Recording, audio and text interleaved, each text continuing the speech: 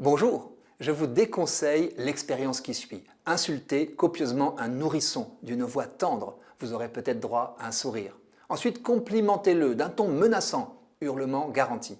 Tant qu'il ne connaît pas le sens de vos paroles, le bébé se fie à leur intonation, comme les animaux. Tous sont innocents. Nous autres adultes avons le problème inverse. La parole a une importance capitale. Nous sommes largement incapables de résister aux mots. Si je vous dis « ne pensez pas à une carotte bleue », s'imprime immédiatement dans votre cerveau cet étrange légume qui n'existe pas. Les mots ont une telle valeur d'imprégnation qu'ils influencent notre perception du réel jusqu'à le concurrencer. J'ai déjà parlé ici du fameux docteur Coué qui tentait de prouver qu'à force de dire « tout va bien, tout allait toujours mieux ». Que la parole positive soit bienfaisante est une chose, mais qu'elle annule la réalité en est une autre. J'en viens à mon point.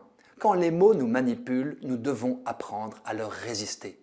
Le client doit résister au vendeur qui truffe la présentation de son produit d'adjectifs valorisants, robuste, vérifié, garanti, nouveau, innovant. Ces mots s'étalent sur les paquets avec un seul but, déclencher l'achat. Doucement mais sûrement, je vous conduis vers une expression à combattre pour cette même raison, sa puissance d'incitation. Il s'agit de la prétendue aide à mourir. Vous savez, c'est avec cette expression qu'un député a choisi de pousser la légalisation du suicide assisté et de l'euthanasie. J'ai expliqué un jour à Madame Firmin Bodo, qui fut ministre de la Santé, combien j'étais choqué qu'on n'appelle pas chat un chat, euthanasie et suicide assisté. Elle m'a répondu avec un air de sincérité qui m'a effaré que non, qu'en Suisse ils ont le suicide assisté, qu'en Belgique ils ont l'euthanasie, qu'en France ce sera l'aide à mourir qui n'a rien à voir. Ce type de raisonnement biaisé n'est pas loin du nominalisme. Vous renommez quelque chose et vous croyez à ce que signifie ce nouveau nom, paravent, qui voile la vérité.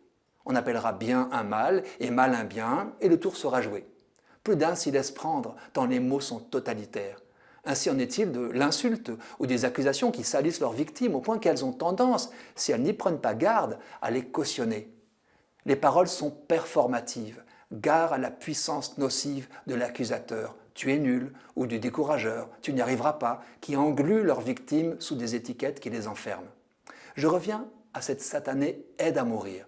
Ces instigateurs, faisant tout pour l'imposer par la loi, même ses opposants peuvent se laisser piéger en reprenant la formule à leur compte. Quant à moi, je me l'interdis.